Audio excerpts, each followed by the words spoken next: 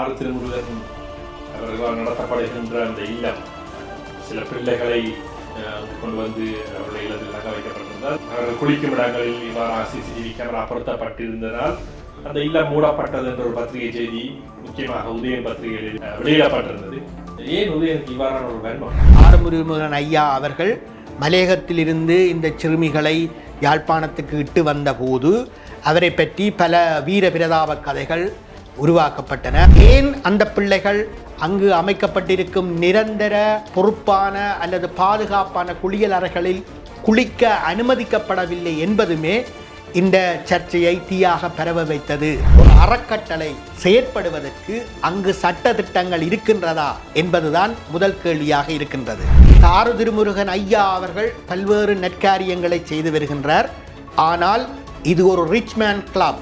Noel Natesan போன்றவர்கள் இலங்கை அரசாங்கத்தோடு, குறிப்பாக மஹிந்த ராஜபக்ச அவர்கள் ஒரு வெற்றி பெற்ற ராசா போல் உட்கார்ந்திருக்க பவ்யமாக அவரோடு கைகட்டி வாய்ப்பொத்தி புகைப்படம் எடுத்துக்கொண்டவர் என்பது உங்கள் அனைவருக்கும் தெரிந்த விடயம். அவர்கள் மீது எந்த குற்றமும் இல்லை. உதயன் பத்திரிகையிடம் எந்த ஆதாரமும் இல்லை என்றால் கட்ட பஞ்சாயத்து எதுவும் நடைபெறாது. அந்த வக்கீல் நோட்டீஸில் கூறப்பட்டிருக்கும் மான நட்டத்தொகை உதயன் பத்திரிகை நிறுவனர் சரவணபவான் அவர்களால் துக்கியம்மன் தேவஸ்தானத்துக்கு வழங்கப்படும். அப்படி வழங்கப்பட்டால் மட்டுமே உங்களுடைய வாதம் உண்மை என்று ஏற்றுக்கொள்ளப்படும். அப்படி நடந்தால் உண்மையாக பாதிக்கப்பட்டவர்களுடைய பிரச்சனை என்னவாகும்? வணக்கம். வணக்கம் தம்பி. இன்றைக்கு பார்க்க வேண்டிய விஷயம் என்னென்னா, ஆறு திருமுருகன் அவர்களால் நடத்தப்படுகின்ற அந்த இல்லம் சில பிள்ளைகளை அங்கு கொண்டு வந்து அவருடைய இல்லத்தில் தங்க வைக்கப்பட்டிருந்தால் அவர்கள் குளிக்கும் இடங்களில் இவ்வாறாக சிசிடிவி கேமரா பொருத்தப்பட்டிருந்ததால் அந்த இல்லம் மூடப்பட்டது என்ற ஒரு பத்திரிகை செய்தி முக்கியமாக உதயன் பத்திரிகைகளில் வெளியிடப்பட்டிருந்தது. அதனை அவர்கள் மறுத்திருக்கின்றார்கள். அவ்வாறான ஒரு விடயம் நடைபெறவில்லை என்று மறுத்திருக்கின்றார்கள். ஏன் உதயனுக்கு இவ்வாறான ஒரு வன்மம்? உதயன் பத்திரிகை முதலாளி ஏற்கனவே இபிடிபி தலைவரும் இன்றைய அமைச்சருமான டக்ளஸ் தேவானந்தா அவர்களுக்கு எதிராக அவதூறு பிரச்சாரம் செய்கின்றார் என்றும், அதனை எதிர்த்து பல கோடி நஷ்டம் கேட்டு நீதிமன்ற படிக்கட்டுகளுக்கு அவரை இட்டுச் செல்வேன் என்றும், இது போன்ற வக்கீல் நோட்டீஸ்கள் என்று தமிழகத்தில் சொல்வார்கள். இது மாதிரியான வாத பிரதிவாதங்கள் அல்லது சூடான சுவையான விவாதங்கள் ஏற்கனவே யாழ் மண்ணில் பிரசித்தி பெற்றவை. தற்போது யாழ் உதயன் காரியாலயம் இயங்கும் கட்டிடம் ஒரு மருத்துவ குடும்பத்தால் துர்காதேவி தேவஸ்தானத்துக்கு அல்லது சிவபூமிக்கு அல்லது சிவபூமியை நடத்துகின்ற உயர் திரு ஆறு திருமுருகன் ஐயா அவர்களுக்கு வழங்கப்பட்டு விட்டதாகவும், ஏற்கனவே அதில் பன்னெடுங்காலமாக குடியிருக்கும் உதயன் காரியாலயமும் மக்கள் சேவை செய்து வருவதன் காரணமாக அந்த இடத்திலிருந்து அகல மறுப்பதாகவும், அதன் காரணமாகவே இந்த வன்மத்தை, இந்த குரோதத்தை எங்கள் மீது கக்குகின்றார்கள் என்று திரு ஆறு திருமுருகன் ஐயா அவர்களுக்காக வாதாட முற்பட்டிருக்கும் குமர குருவரன் ஐயா கொதித்திருக்கின்றார். வீட்டின் உரிமை பிரச்சனை தான் முக்கியத்துவம் பெறுகின்றது. அதன் பின்னால் இந்த செய்தியினை நாங்கள் பெரிதாக கணக்கெடுத்துக் கொள்ளவில்லை என்று சொல்லுகின்றார். உண்மையாக காணி பிரச்சனை என்பது இவர்கள் 2 பேருக்குமான கோபதாபத்தின் அத்திவாரமாக அல்லது கோபதாபத்தின் காரணமாக இருக்கலாம் என்பதும், இன்று உண்மையான பிரச்சனையை மறைக்க இந்த விவகாரத்தை இருவருமே தூக்கி பிடிப்பதாகவும் கூட எடுத்துக்கொள்ளலாம். அதுதான் உண்மை என்றும் நான் நினைக்கின்றேன். ஏனென்றால் இந்த உயர் திரு ஆறுமுருகன் ஐயா அவர்கள் மலையகத்திலிருந்து இந்த சிறுமிகளை யாழ்ப்பாணத்துக்கு இட்டு வந்த போது அவரை பற்றி பல வீர பிரதாப கதைகள் உருவாக்கப்பட்டன அல்லது சொல்லப்பட்டன. அதன்படி அவர் ஒரு மீட்பராக கருதப்பட்டார்.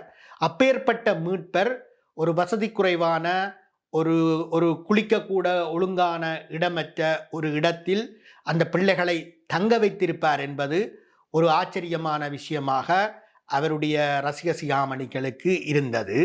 மேலும் இந்த குறிப்பிட்ட குற்றச்சாட்டு எழுந்தவுடன் அதற்குரிய பதிலாக அந்த இடத்தில் சிசிடிவி கருவி இருந்ததா என்பதும், ஏன் அந்த பிள்ளைகள் அங்கு அமைக்கப்பட்டிருக்கும் நிரந்தர பொறுப்பான அல்லது பாதுகாப்பான குளியல் அறைகளில் குளிக்க அனுமதிக்கப்படவில்லை என்பதுமே இந்த சர்ச்சையை தீயாக பரவ வைத்தது என்றே இதன் பிரச்சாரகர்கள் குறிப்பிடுகின்றனர். இல்லை, ஆர் திருமுருகன் அவர்கள் நீண்ட காலமாக தன்னுடைய வாழ்வை அர்ப்பணித்து அங்கிருக்கும் மக்களுக்கு ஒரு சிவதொண்டினை ஆற்றி கொண்டிருக்கின்றார். அவர் மீது கரி பூசுவதற்கான ஒரு நிகழ்வாகத்தான் இதனை நாங்கள் புரிந்து கொள்ள வேண்டியிருக்கின்றது இல்லையா? ஆர் திருமுருகன் ஐயா அவர்கள் தனது வாழ்க்கையை அர்ப்பணித்தார்கள் என்பது போல இதற்கு முதல் இந்த துர்காதேவி தேவஸ்தானம் என்ற அளவிற்கு ஒரு சின்ன பெற்றைக்காடாக இருந்த துக்கியம்மன் ஆலயத்தை விஸ்தரித்ததில் பெரும்பங்கு ஆற்றியவர் சிமத்தமிழ் செல்வி என்று அழைக்கப்பட்ட தங்கம்மா அப்பாக்குட்டி அவர்கள். அவர் கூட திருமணம் செய்யாது பொது வாழ்க்கைக்காக தன்னை அர்ப்பணித்தவர் என்றே ஆர் திருமுருகன் உட்பட அனைவரும் கூறி வருகின்றார்கள். இந்த மாதிரியான புகழாரங்கள் ஒரு புறம் இருக்க, உண்மையாகவே இந்த மேலை நாடுகளில் செயல்படுவது போல ஒரு சேரிட்டி கமிஷன், ஒரு அறக்கட்டளை செயற்படுவதற்கு அங்கு சட்ட திட்டங்கள் இருக்கின்றதா என்பதுதான் முதல் கேள்வியாக இருக்கின்றது. அதற்கு மேலாக இலங்கையில் குறிப்பாக வடபாகத்தில் நைனை நாகபூஷணி அம்மன் ஆலயம் மற்றும் அளவட்டி கும்பலாவளை பிள்ளையார் ஆலயம் போன்ற ஆலயங்களில் இந்த ஆலயங்கள் மக்களுடையதா அர்ச்சகருடையதா என்ற கேள்விக்கு பதிலாக நீதிமன்றம் வரை சென்று நீதிமன்றம் வழங்கிய வழிகாட்டல் தீர்ப்பு கிடைத்து கிட்டத்தட்ட எங்களுடைய போலி சுதந்திர காலம் கிட்டத்தட்ட 1948 அதன் பின்னான காலங்களிலேயும் இதுவான வழக்குகள் அங்கு நடந்து தீர்ப்புகள் கிடைத்திருக்கின்றன. ஆனால் துக்கியம்மன் ஆலயத்தை பொறுத்தவரையிலும் துக்கியம்மன் ஆலயம் பல தொண்டு நிறுவனங்களை நடத்தி வருகின்றது. சிவபூமி, அப்படி வயோதிபர் இல்லம், குழந்தைகள் காப்பகம், இப்படி பல்வேறு திட்டங்கள் நடைமுறைப்படுத்துகின்றனவே அன்றி அந்த திட்டங்களுக்கு காப்பாக ஒரு சட்ட வழிகாட்டல் அல்லது ஒரு சேரிட்டி கமிஷன் போன்ற ஒரு கண்காணிப்பு வழக்கம் அங்கு இருப்பதாக தெரியவில்லை. ஆனால் அங்கிருந்து வரும் செய்திகளின்படி இந்த விவகாரங்களில் பட்டுக்கொள்ளாத இப்படியான விவகாரங்களை அவதானித்து வருபவர்களுடைய முக்கிய அவதானமாக ஆர் திருமுருகன் ஐயா அவர்கள் பல்வேறு நற்காரியங்களை செய்து வருகின்றார். ஆனால் இது ஒரு ரிச் மேன் கிளப், பணம் படைத்தவர்கள் மட்டுமே ஆர் திருமுருகன் ஐயா அவர்கள் நடத்தும் வயோதிபர் இல்லங்களில் மட்டுமல்ல, யாழில் நடைபெற்று வரும் அல்லது நடாத்தப்பட்டு வரும் வயோதிபர் இல்லங்களில் இடம்பெற முடியும் என்பதே உண்மையாக இருக்கின்றது.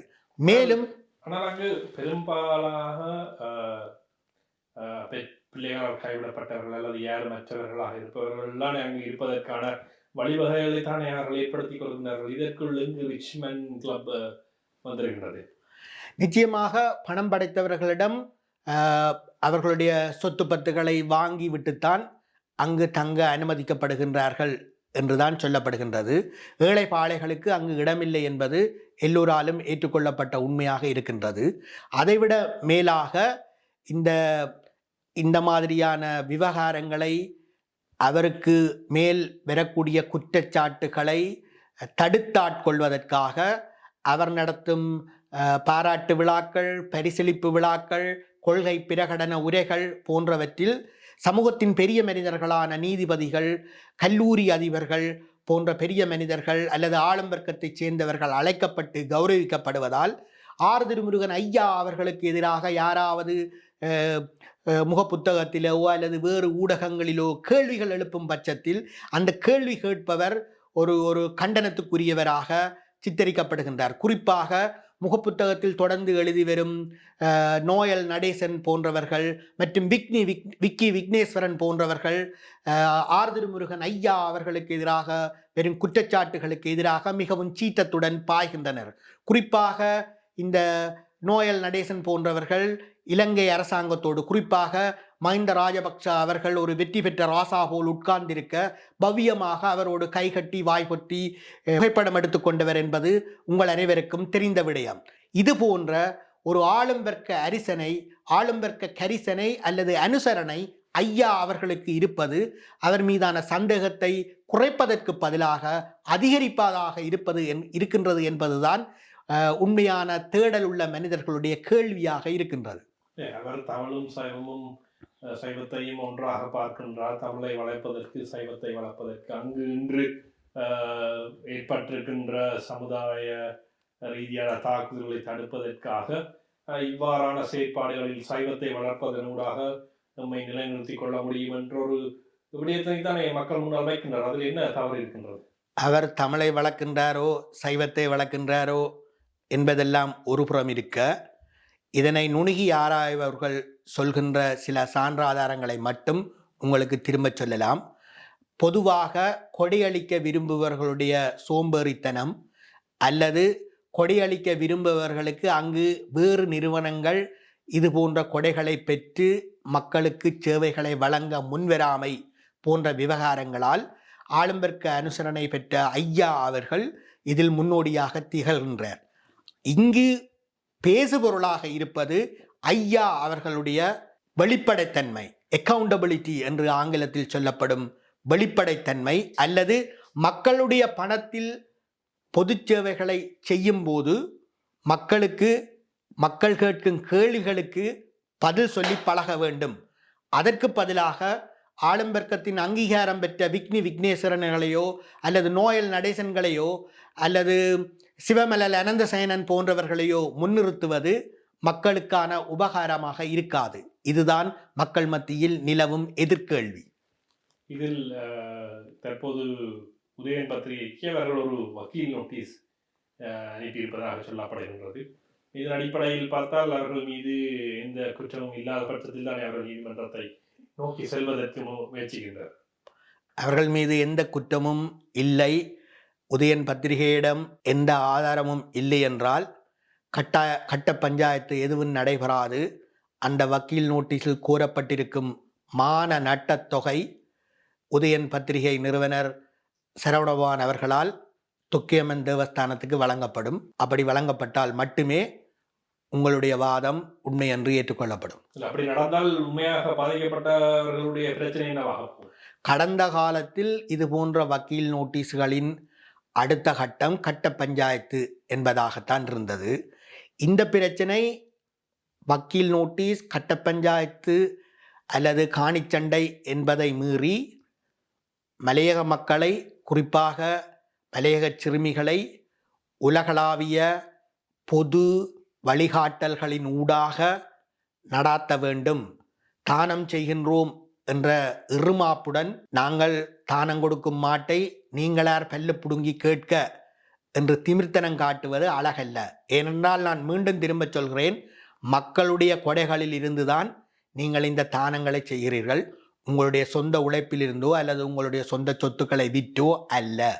முக்கியமாக இதில் பார்க்க போனால் இந்த பாதிக்கப்பட்ட சிறுமிகள் இன்னும் அங்குதான் இருக்கின்றார்களா, அல்லது பாதிக்கப்பட்ட என்று சொல்லப்படுகின்ற சிறுமிகள் அங்குதான் இருக்கின்றார்களா, அங்கு அவர்கள் தொடர்ச்சியாக தங்க வைக்கப்பட்டிருப்பதற்கான ஏற்பாடுகள் செய்யப்பட்டிருக்கின்றன, அது எங்கும் கொண்டு செல்லப்பட்டிருக்கின்றார்களா?